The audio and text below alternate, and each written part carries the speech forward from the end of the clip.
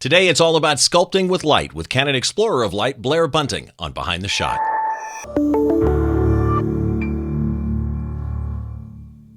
Hi, welcome to Behind the Shot. I'm Steve Brazill, and this is the show where we try and get inside the mind of a great photographer by taking a closer look behind one of their shots, from conception to completion, all those stories and challenges that happen in between.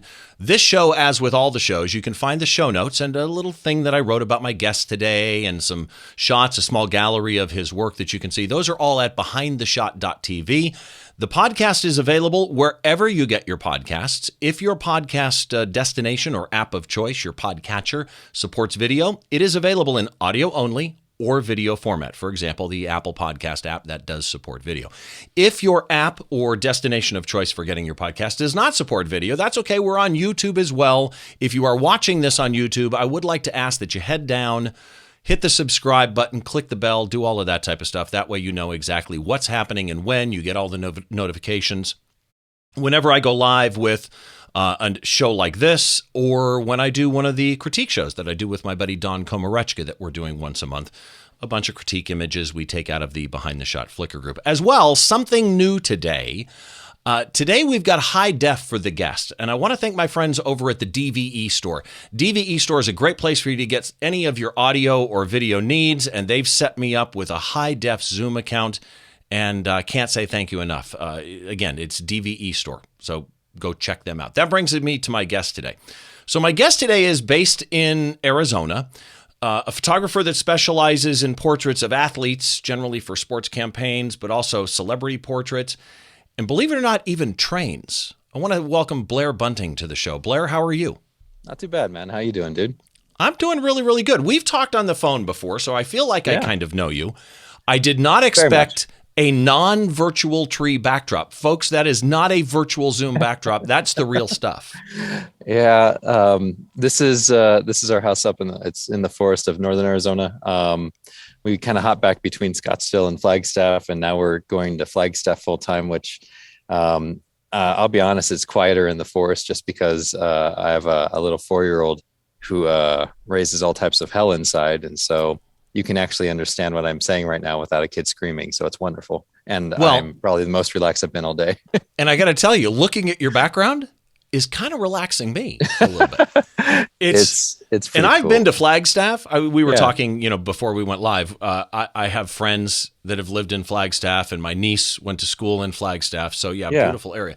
I want to start somewhere because I introduced you as a Canon Explorer of Light, and that's something that, correct me if I'm wrong, is fairly new, right? I think a couple weeks back. It's kind of a crazy story. But they actually, Flagstaff, like we were just talking about living with the forest, they called me about a month and a half ago, and they said, would you like to be a Canon Explorer of Light? And I said, yeah, but I need you guys to hold up on sending the legal to me right now because there's a forest fire approaching our house and we're being evacuated. So that's one of the downsides of living in the forest. But yes, it is peaceful when you are up here. Sorry, total tangent, but yeah. No. But see, it's interesting to me because you get this call, you've got to tell them, no, please call back, right? Yeah. And at the same time, as long as you've been doing this, when Canon calls and says they want you to be an Explorer of Light, which I've had a ton of Canon Explorers of Light on this show, and I tell people all the time, it's the elite of the elite, and all the camera brands have, Nikon has ambassadors, Fuji has ambassadors, Panasonic has theirs. But when you're talking in those programs, and in this particular case, Canon Explorers of Light, you're talking the elite of the elite. So you work really hard all your life. You get to this level where you've got clients that are, arguably something that people would highly respect. Yeah. And you get this call to be a Canon Explorer of Light. What does that kind of mean to you in your head as that happens? To be honest, because it's something that's not going to happen to me. So I'm going to live vicariously through you. I've been very fortunate. I've actually received that call 3 times. I was an ambassador for Nikon for a number of years, and then an ambassador for Hasselblad. And so it's a call that I knew very well. But it's kind of it's an interesting relationship. It's an interesting experience because it's not, I think a lot of people would probably think of being brought on as an ambassador to Canon as a, a business thing, but I genuinely kind of look at it as it's a conduit to try and help other photographers learn. Like I I don't like social media all that much. I spend as little time as possible on it. So when they gave me the opportunity to join their program, I looked at it as a way to get help to help teach other people how to kind of either do what I do or help educate them on approaches that can better their photography. I didn't want to go into it as another program to try and see how popular or famous I could be. It's strictly is, let me see if I can help them develop cameras to really benefit photographers on set or trying to improve their career. And from there, any kind of other way that I can be a part of their family is really what it's about. Yeah, it was a weird call, obviously, with the day being the way it was, but truth be told, it was a long time in the process. They started talking to me right before COVID started.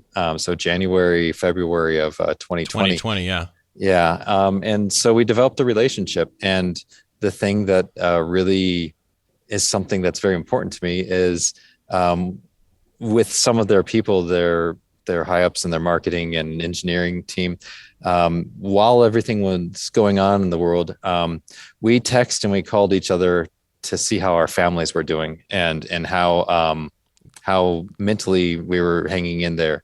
And when you have that relationship with anyone in this industry, there's no, I mean, in the most basic of form, I'm glad to take pretty pictures for them, but more importantly, I'm glad to have somebody who I can talk to about a camera just as much as I can talk to about raising a 4-year-old. Well, and you bring up a good point. And again, I've had Nikon ambassadors on here. I've had Fuji people with Karen Hutton, Yeah. and I work with Panasonic people with Don Komarechka and people like that all the time. Yeah. One of the things I love about the Explorers of Light program is kind of what you said. I think that the people, because I've met a lot of the people in it, that's why I have a lot of explorers on here, is I know some people that are involved. Yeah. And they really honestly are people who care about the education side. Yes, all these ambassador programs are a marketing tool, let's be honest, but Yeah. how you use that matters. And Canon really does put these explorers out there, people like yourselves, for an education point of view. I was looking at your website, and at the bottom of your bio on your website, Yeah. you have a bunch of awards listed. Yeah. I've got One some. of those awards I got to ask you about, because it says that you had an Emmy nomination.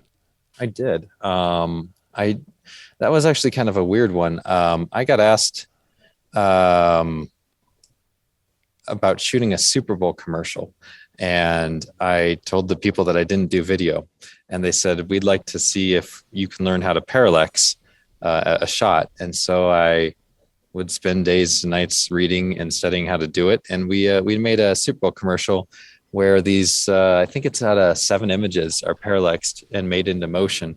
And it worked out. I'm trying to think, it was Rocky Mountain Emmys or regional. I don't remember, but it was kind of funny because I did the commercial and I was really happy with it. I thought it was kind of beautiful.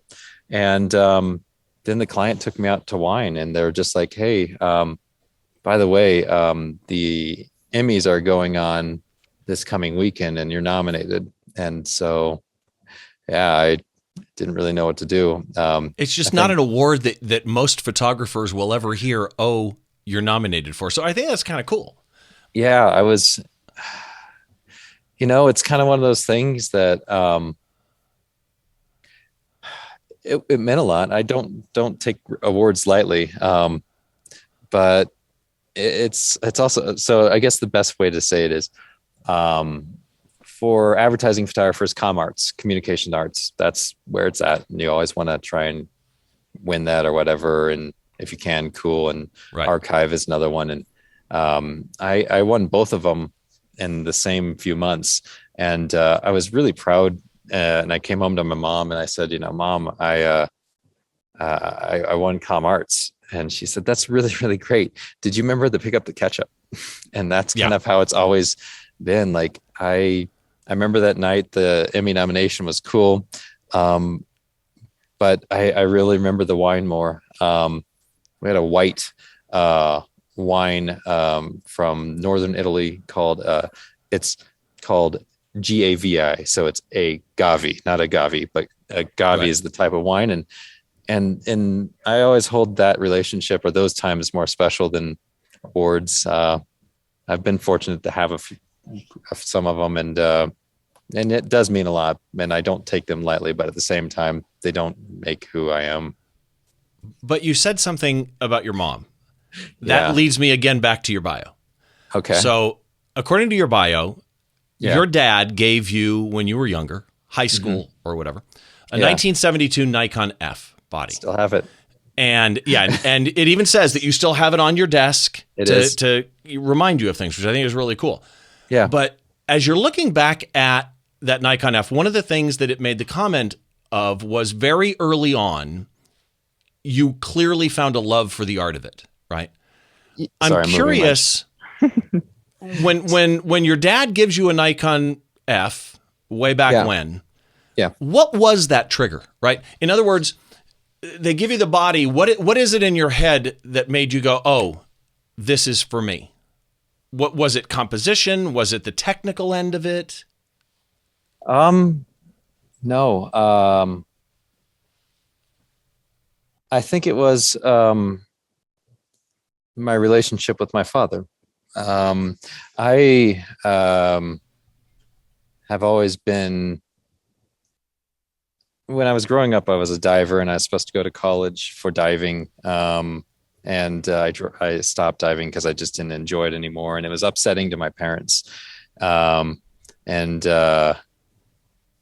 they wanted me to go. I had earned scholarships to actually go to college for it.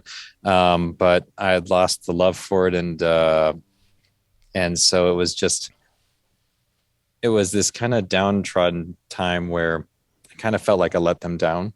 And then my dad, I took a high school photo class and we needed a camera. And so my dad sat me down and he said, here's the camera that I had when I was in college. If you want any help with it, I'm here. And it was the first kind of idea of not even career path, but just some kind of passion where it was just like something that was I loved it because it was something that I was allowed to choose about going into it, but yet have the support of my family because my mom and dad have always meant a lot to me. And so that was the first catalyst to falling for that camera and falling for photography. From there, it was the idea of being able to kind of express how I saw the world. Like I said, I'm actually really shy, and we'll eventually come out with an article talking about autism. But I am on the spectrum on that. And that's been something that's been all my life kind of closed off. And so being behind a viewfinder has been a really amazing thing for me because I can talk to people that I wouldn't normally be able to talk to by showing them images. And yeah, that camera was and is still more than just a camera. It's just a way for me to be able to have conversations with people I might be scared to approach. Which gets us actually to today's shot, because I've watched videos of you on set. Okay. And so I'm in front of people all the time, right? I'm on stages emceeing something or I've been a radio for you. I'm used to being in front of people. Yeah. And yet, even with that, there are times when I'm photographing somebody and it's uncomfortable. You look so freaking relaxed on set. It's wild. I love being on set. And it shows. I'm telling you, it shows. But then you bring in somebody like Mike Tyson.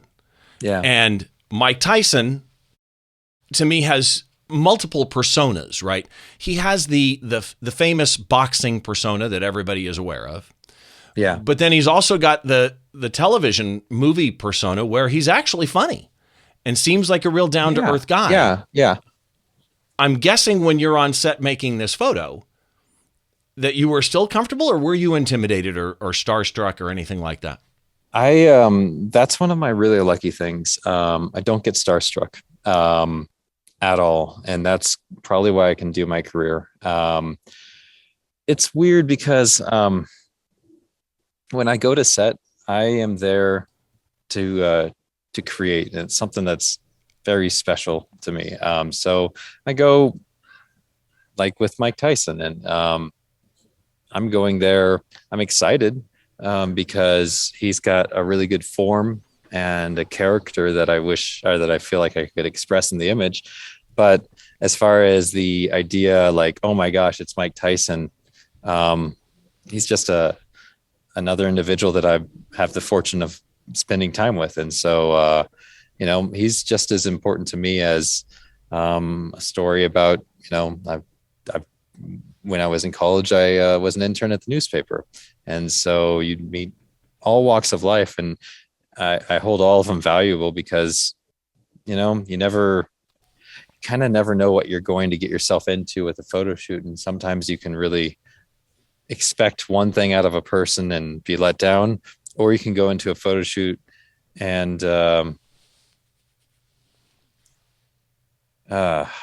trying to think how deep you want to get on this one. Oh, I will tell a quick story, and it's not one I've actually ever told in an interview, but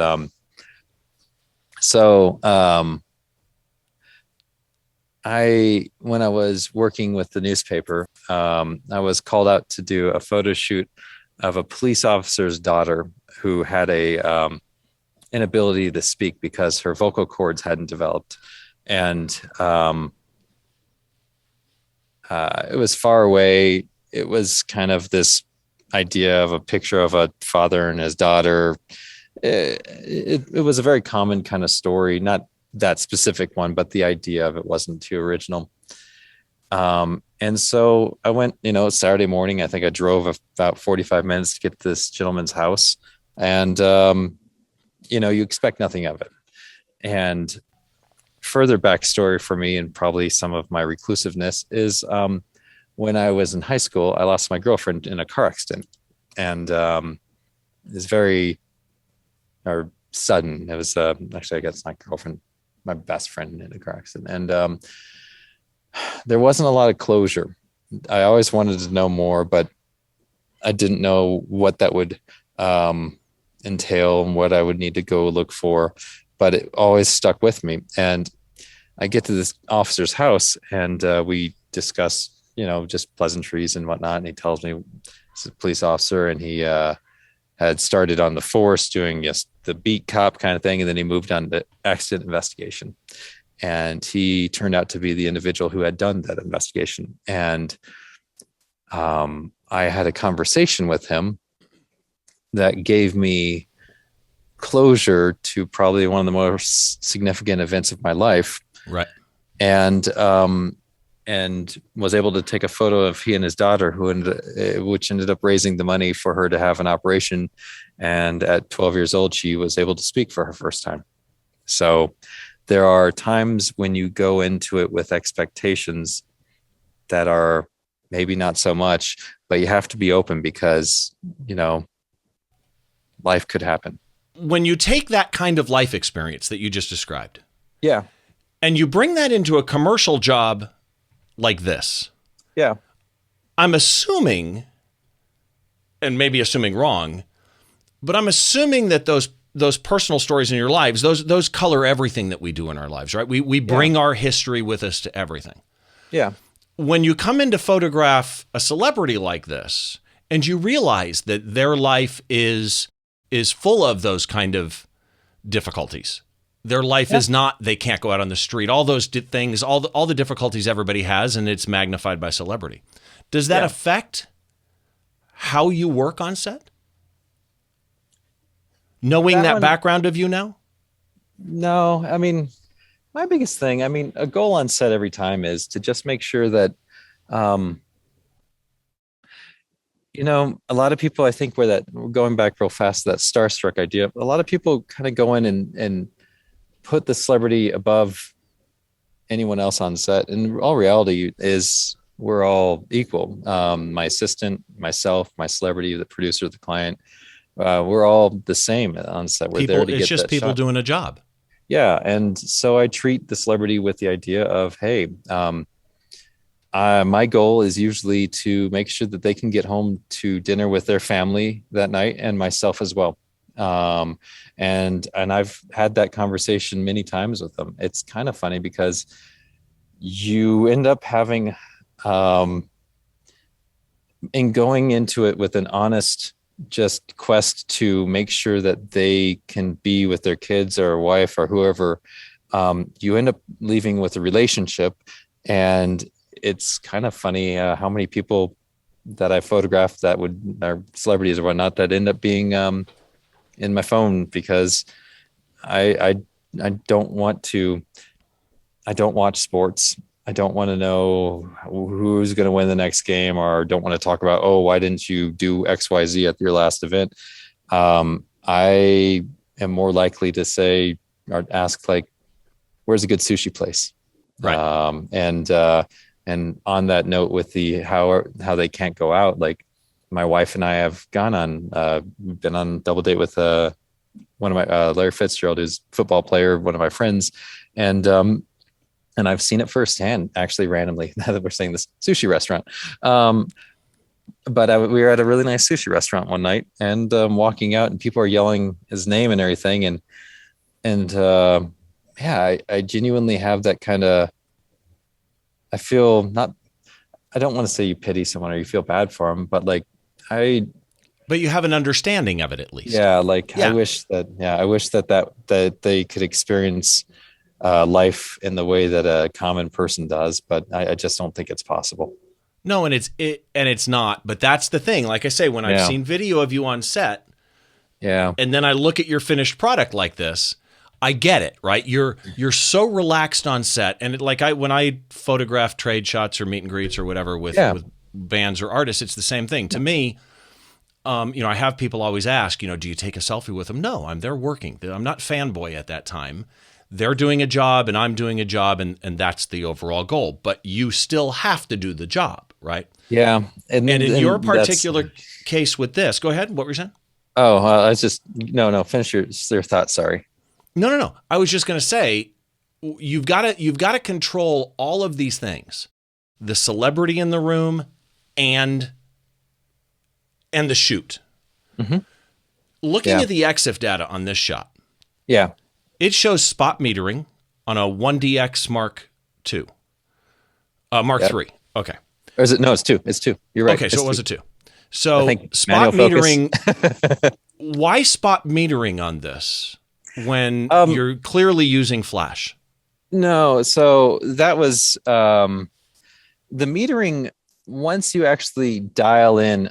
So when you're using strobes that are separate from the camera, so not a predetermined like a ETTL or anything, the metering on the camera doesn't matter. You're actually going off of the meter on a light meter. Okay, so you do use a handheld. Oh yeah, I live by those. I know a lot of people. There's some photographers that will tell you that you don't need one, but I love them. It's a very important tool for me just because I think very mathematically about my lighting, and so seeing digitally the numbers that we're at and where we're at with the ratios, that means a lot to me in prepping or in being on set. So this one, metered in, and then the metering on the camera really doesn't matter. Okay. No. So the rest of the EXIF data, and correct me if I'm wrong on anything, it showed manual, makes sense. Manual focus, yep. The EXIF data that was in it did not show your white balance setting. Do you care about it? Because you're shooting raw, you can change it afterwards. Or do you worry about setting your white balance in camera? Most likely it would have been set to flash. Really, the 1D Mark II was kind of on the early cusp of if you were really going to be dialing Kelvin. Nowadays, it's a lot easier. I do shoot on Kelvin, but I remember this one was probably the white balance would have been set to flash just because I knew I was going to be under no ambient light whatsoever. Okay, which then brings me to this. Yeah. 2/50th of a second, which I'm guessing that's the sync speed, and you wanted to kill all the ambient. Yeah. F16, I'm guessing that's because you wanted to get all those ropes in focus too. Yep. ISO 100, and it shows 50 millimeter, but I don't know which lens it was. It's one of two. It's either 51.4 or an 85.1.2. I can't remember honestly in this one. Probably the 51.4. It does show 50 millimeters. It just doesn't show which lens it is. It's probably a 51.4 because this shot is before the 1.2 came out. Okay. So then that brings me, I'm going to describe this shot for the audio viewers in a second. But before I do, I am curious because you also mentioned the 85. And the 85 obviously is a super popular portrait lens. Yeah. Popular wedding lens, popular everything lens. Had 13 of them. Really? Yeah. Yeah. I started the 85.1.2 with the original Mark 1s when I was in college. And I didn't come from money. And so I didn't really have a way to make a lot other than buying and selling camera gear. And so I would just buy a lens, and every once in a while, if I was able to find someone to sell it to at a little bit more, I would.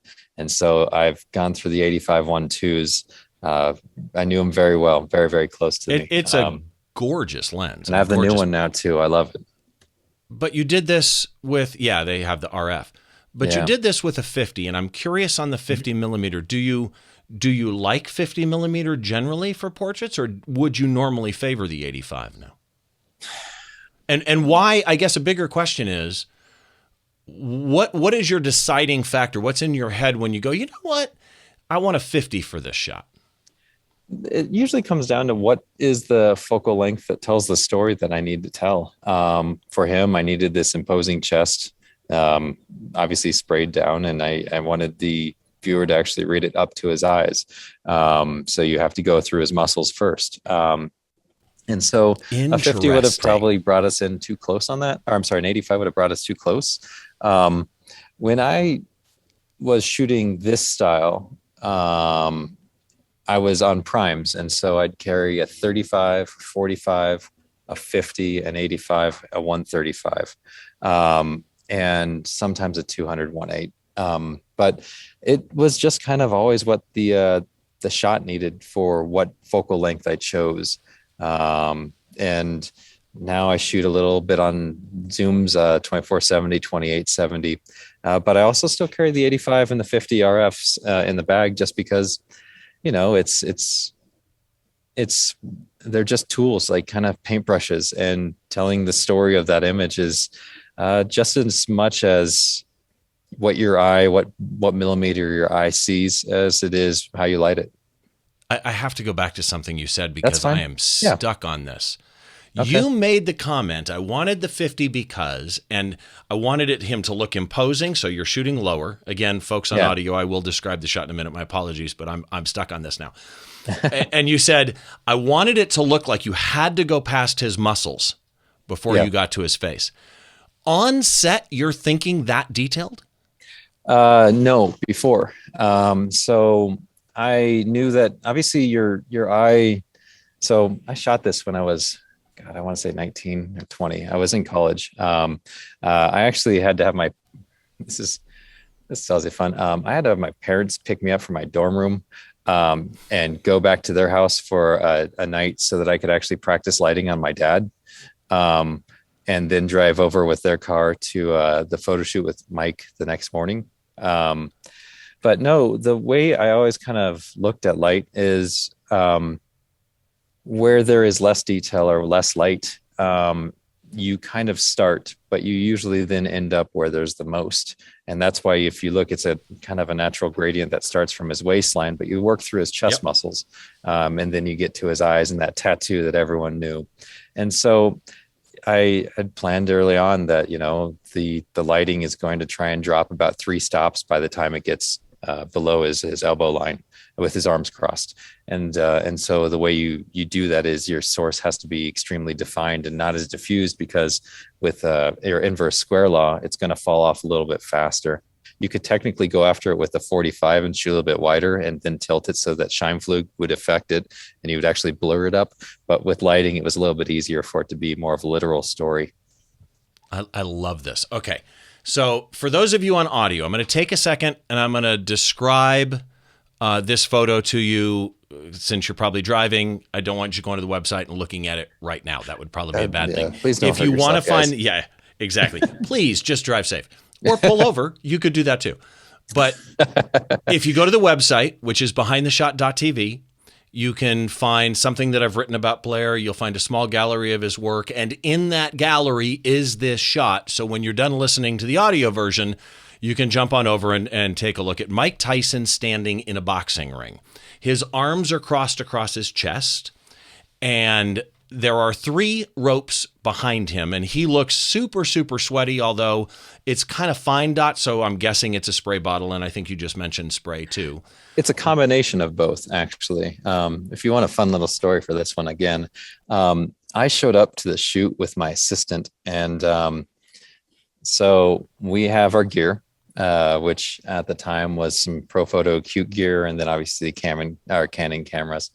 And we showed up to the boxing ring where he was, and knock on the door, and this random, like, really just a guy that just looks kind of creepy kind of answered the door, and he said, "What do you want?" I said, "I'm here to photograph Mr. Tyson." And he said, "Well, where's the photographer and when's the rest of the crew show up?" And I said, I'm the photographer, sir. And this my friend is my assistant here. And this is our gear." He said, "Well, bring it in real fast. He's going to warm up." And so I said, "Okay." So we brought the gear in. We didn't get the setup. And Mike walks out and he starts boxing. And they ask us, we need you guys to leave. And so we were like, "Okay, so how long does he practice before we come back or whatnot?" Because this is in Phoenix, Arizona. It's 110 degrees out in the summer. And he's like, "Sometimes an hour and a half, sometimes 4 or 5 hours."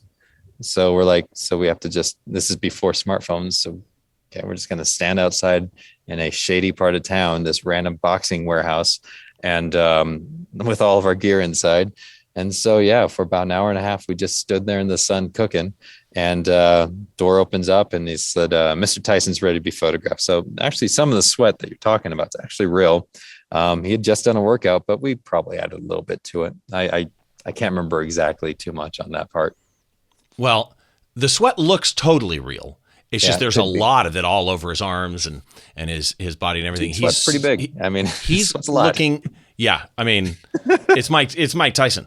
He is looking. This is what's so wonderful about this. When you said, and why I got stuck on, you're looking past his arms and his chest muscles to get to his eyes, and you can't not get to his eyes because he is staring right down the barrel of the lens at you. And I mean with that Mike Tyson, not the fun hangover movie Mike Tyson. Yeah. This is the Mike Tyson that's been boxing. He's wearing black boxing shorts. There's silver trim around the top. And I mentioned that the ropes are behind him, and because of the aperture, they're completely visible. Right at the top of his head is a red one. Right below behind his neck is a blue one. And then behind his chest is a red one, which based on the angle is why they're so high. But even then, the red one seems high. Is he sitting here? He's standing in front of a ring. So the ring's actually elevated. Oh, he's outside the ring. Yeah, okay. His probably where those shorts are, maybe a little bit below that, is where the actual standing part of the ring would be. So he's actually in front of it. Now, the lighting. Yeah. Lighting from both sides. Mm-hmm. And this is where I started this out by saying sculpting with light. This is where, when I saw the way you've sculpted his arms and his chest and the sides of his face, this is sculpting to me the way that somebody working with clay creates shadows with a 3D. They know as they're sculpting that clay, the way the shadows are going to come out, and that's what I see here. The lighting that you've done, which, again, for those on the audio, it appears to be 2 light sources, upper left, upper right. We'll find out in a minute. And it creates a very small shadow underneath the chin. But what it does is it lets you have no shadows on the sides of this massive, thick boxer's neck. And again, the camera angle, the camera is almost waist high. shooting up to make him look super, super strong. So let's dive into that lighting. The way you've sculpted his shoulders, like there's a shadow on the front of his shoulders, but he's lit on the top, just makes him look like a G.I. Joe here. He's a pretty big guy. What did you do lighting wise? How many lights is this? 2? This is 7 lights with 8 sources. I'm sorry, what? It's 7 lights with 8 sources. It's actually kind of early on how we were developing. I mean, this is with some of the stuff that we're shooting now. I mean, you're kind of in that 30 light range, but this was when I was still kind of learning how to refine my lighting. And so you have 2 hard lights with reflectors over the top so that you make sure that fall off's quick.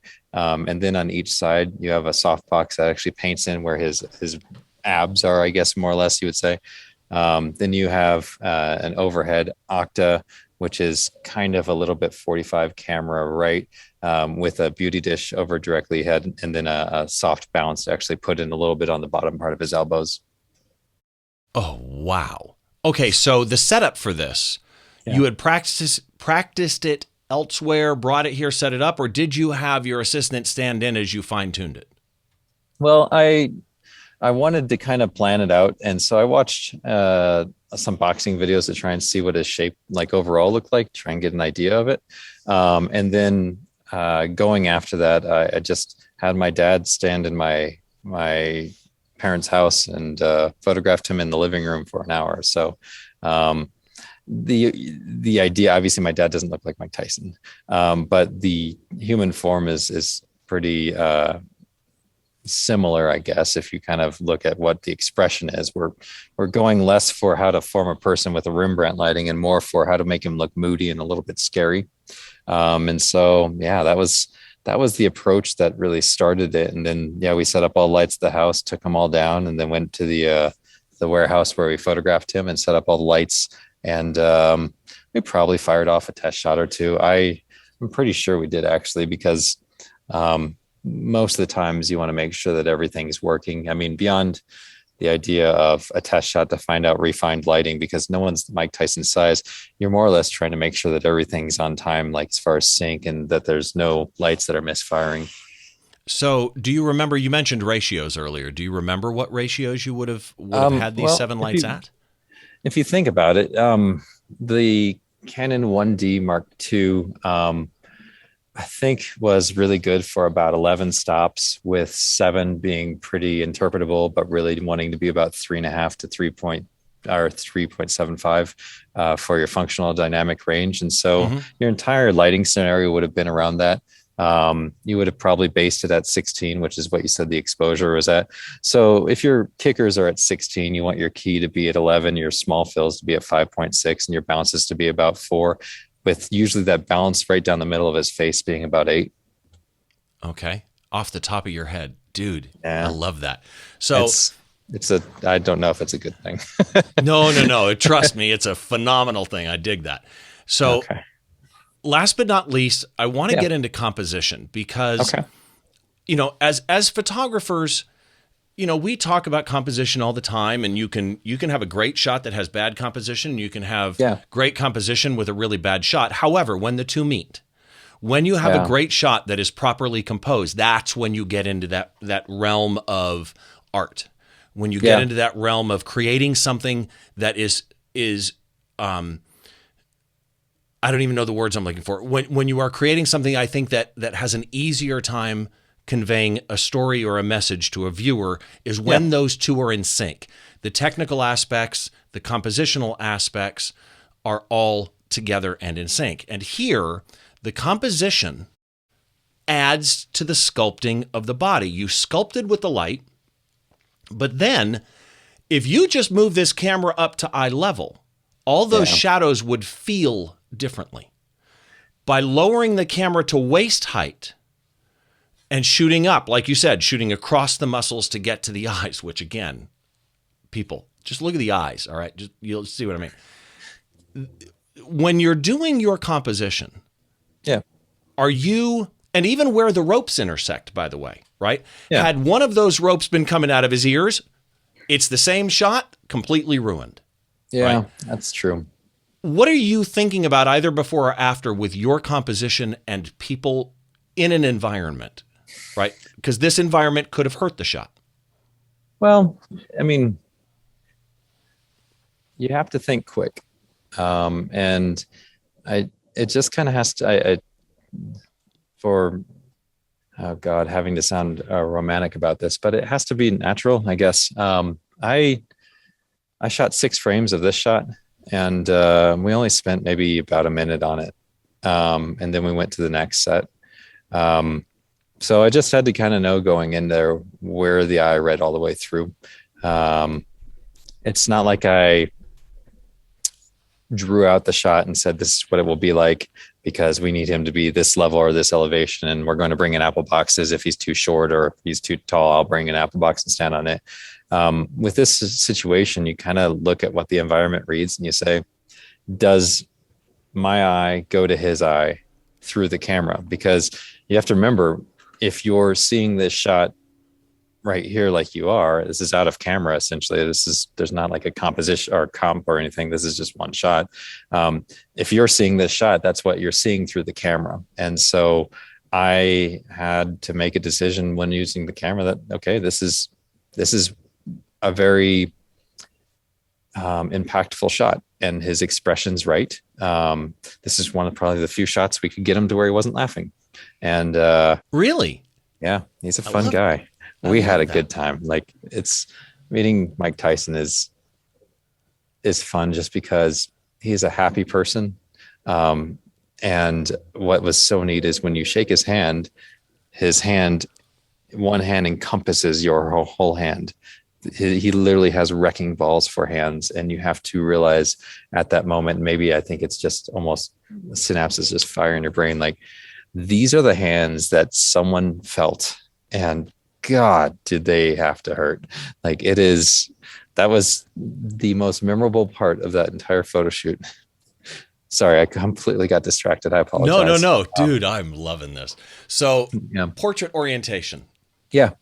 Why? Vertical grip. I love them. Okay, sorry. fair enough. What just makes you choose? Because a lot of your stuff, I've seen a lot of your celebrity stuff that's Horizontal. landscape. Yeah. So, well, actually, so you'd be amazed. There are a lot of things that I shot vertical, like, for example, the river monsters. That was a shot that we were fortunate to do in Florida. We won Com Arts with it. It was a lot of lights kind of thing.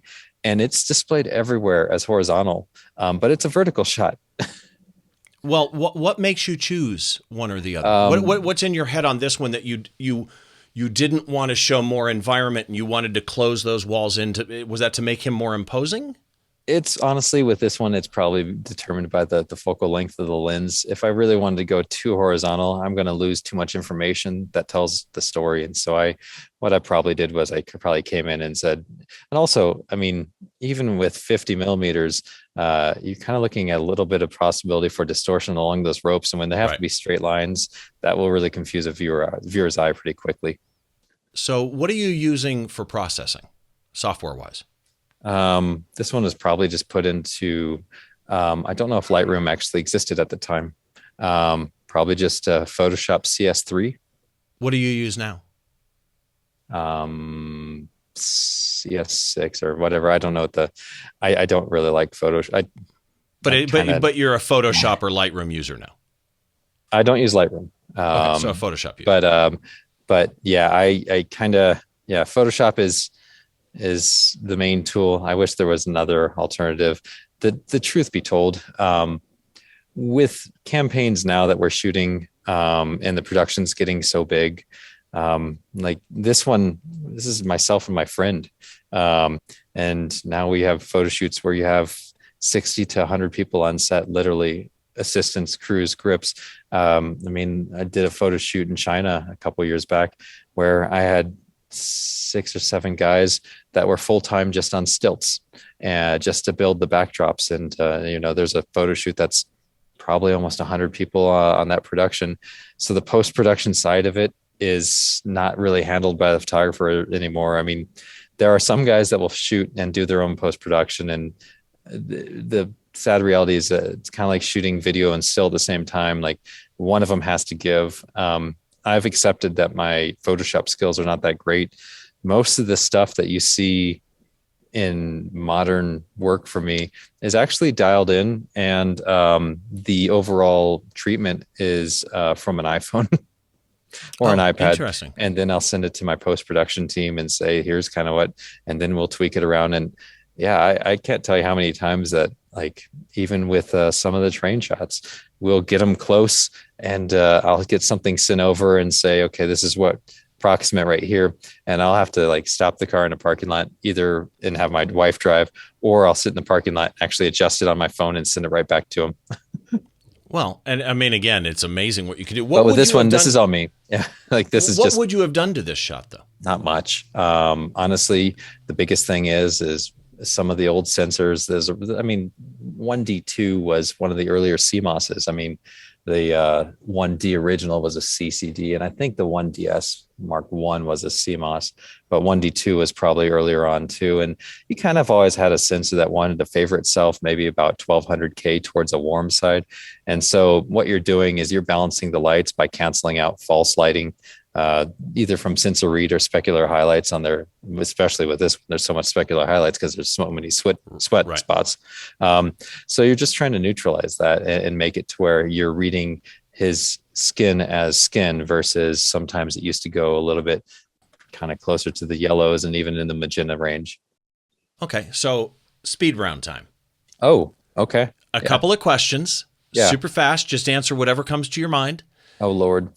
Yeah, exactly. It's going to be fun. And so that everybody knows, I don't warn people about these questions, although sometimes people can guess them because they're kind of obvious. But first of all, your top tip, like helicopter view of your top tip for somebody that's going to go photograph athletes like this.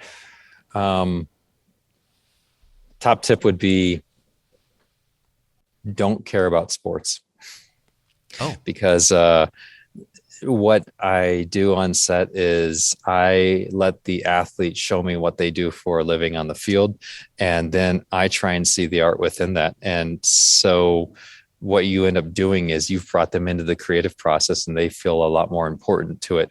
And what's special is at the end of the day, you're all working towards that same goal. And by not saying not caring, because that kind of takes on a connotation that you're better than them, and you're not. But by not knowing everything about what they do, or every move or role that they do on the field or court, you've let them teach you. And I believe it kind of brings a relationship together between the two of you that helps your creative process. Yeah, I think I've just got to echo. I think curiosity from the side of the photographer.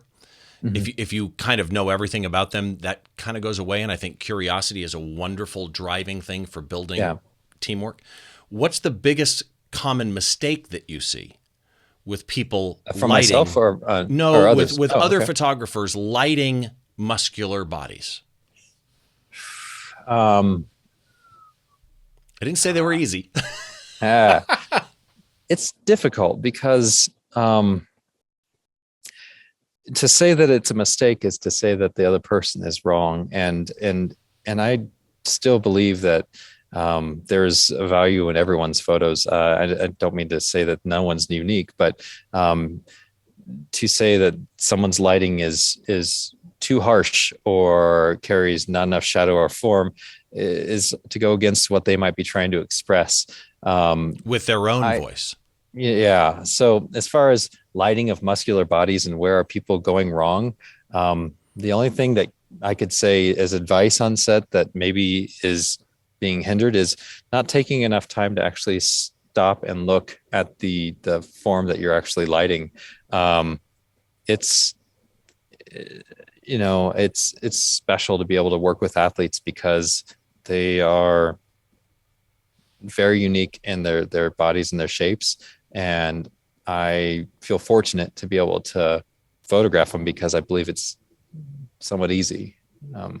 Okay. Yeah. What's your favorite composition rule? Oh boy.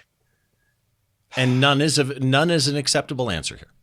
Favorite compositional rule. Favorite composition rule would probably be to go to the book of rules that you had in college or any other kind of school about composition and throw it out. Okay, good. Favorite drink? Oh, I love alcohol. Um, um, okay, so I'm gonna this is gonna be really specific, but I like an old fashioned with Maker's 46, Carpano Oh, Antica, and then Luxardo Cherries with an orange that's kind of turning it into a Manhattan, I know, and then hand pressed sugar. And then I muddle it all together, 3 shots of the Maker's, about a shot or a half shot of Carpano Antica. I got to grab something and write this down. When I'm editing this, I'll I'm send writing it that to you, down because man. my Don't worry wife about would it. love that. And I'm a whiskey drinker. I'm a huge whiskey Oh, fan. I me too. collect whiskeys. So, Oh, uh, really? oh yeah, Oh my gosh. I got we got to really, talk. yeah, that Scotch is, I love, it's the downfall. Oh, I know the feeling. So, what's your favorite singer, band, or album? So, you have hit on a nerve. Um, I mentioned briefly earlier, and I will talk about this in the future more publicly, probably about the autism thing. But my obsession with music is far greater than my obsession with photography. It's not even actually comparable. I am emotionally moved by music. I don't get that way about photography. I have been very, very fortunate to have been inspired by a lot of music for creating images, but at the end of the day, singer album, like the truth of the matter is, I am obsessed with music. I love everything from German and Swedish death metal to Celine Dion to Hans Zimmer's orchestrals to even Chris Stapleton country. I like rap. I genuinely am obsessed. Right now, I've been listening to Chopin at night when I'm going over images. And if there was one that holds a special place in my heart, and this is because I think I told you I don't go to concerts because I'm scared to be around a lot of people. I was very fortunate to in high school. Um, I've always loved Chris Cornell, and Oh, I like Soundgarden, and I listened to them a lot growing up. And then he, in my senior year of high school, did a album called Euphoria Morning, which was just him. And then he toured it, and the thing was, is it wasn't a very popular album, and so I was very fortunate to in high school go to a performance that he did at a high school gym in downtown Phoenix to 200 people. And the crazy thing was, is there was so few people that as soon as he started, everyone walked to the stage and he went up and gave everyone a high five. And so that one's up there for me. And his voice will always be special to me. yeah, good pick. Really good pick. All right, last one. Oh man, and can I throw in one more on that one? I'm Oh, so sorry. We're please going back to go. music. Heck yeah. I have, You and I have talked again before we recorded this. yeah, I photograph concerts and I've been in radio yeah, for 40 years. You're talking my language. Go. yeah. So the last train series I just did, and it comes out. When's this coming out? I'm so sorry, I didn't even We're ask. recording this on the 7th, and it'll probably come Okay. out 2 days from now. Oh, okay. So maybe that day or a couple days later, I'm going to release 3 more trains in the train series, and it talks about some camera stuff. But in doing that, when I was out shooting the pieces, Bernhard Smetana, which was 1800s composer, and he had a piece that he did called Vltava, Vltava, and which means the river in Czech. And I found a recording from the Prague Philharmonic, and I keep it on repeat. And that's kind of where my mind's at when I'm actually shooting the trains lately. So Okay. sorry, I took two people. I'm sorry. Oh, no, you can go all you want, man. Last one Yeah. is there a photographer that you Mhm. think not enough people know about that you want to give a shout out to? Um,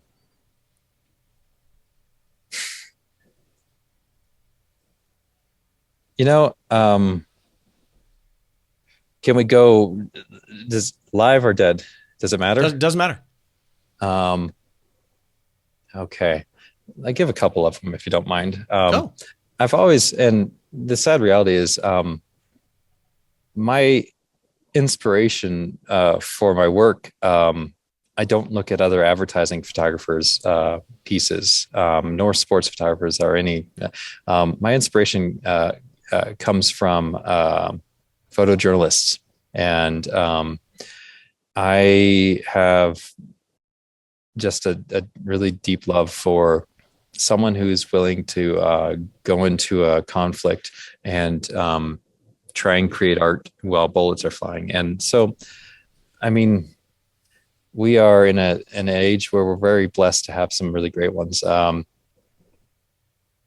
It's not that people don't know about them, but like someone like Amy Vitale, who is an Icon ambassador, and a good friend.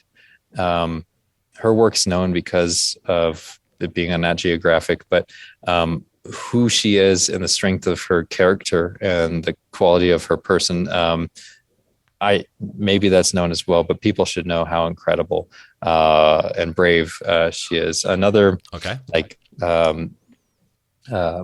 photographer that I kind of have always really looked up to. Obviously, you have your Kappas.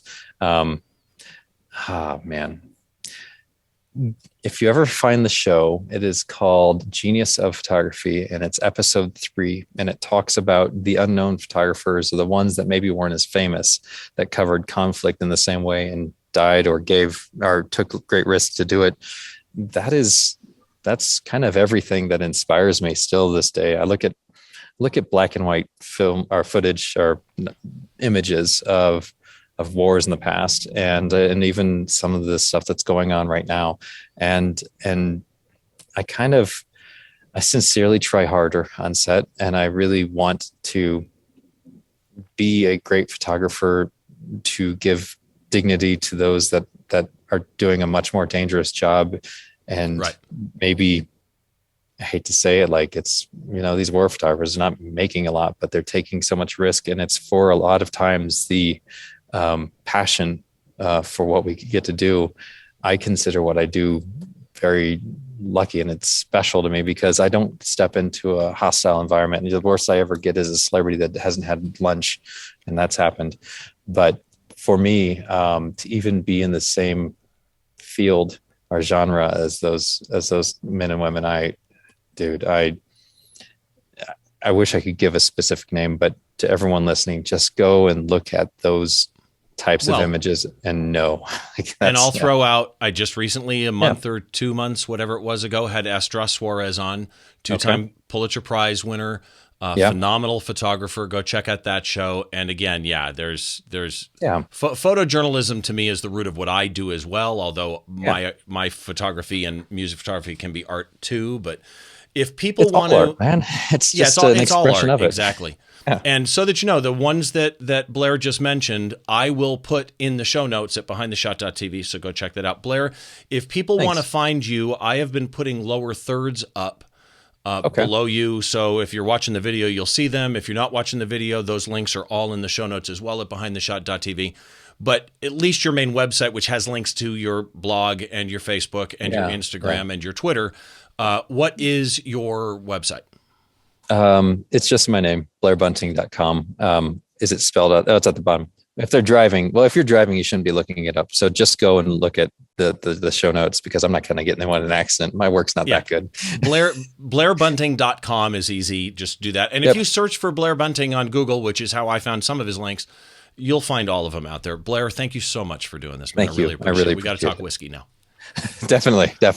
Yeah, that'll be fun. So to everybody, again, and a big thank you to my guest, Blair, for being on the show, Canon Explorer of Light. Thank you so much for doing this. And to everybody else, head to the website, behindtheshot.tv, and you can find the show notes. I wrote a little bit about Blair. I've got a small gallery of his work there and links to everywhere you can find him. Of course, you can find me at stevebrazill.com. If you want to find me on Twitter or Instagram, you can do that as well. It's at Steve Brazill, or Behind the Shot TV at Behind the Shot TV on either one of those, and that makes it easy.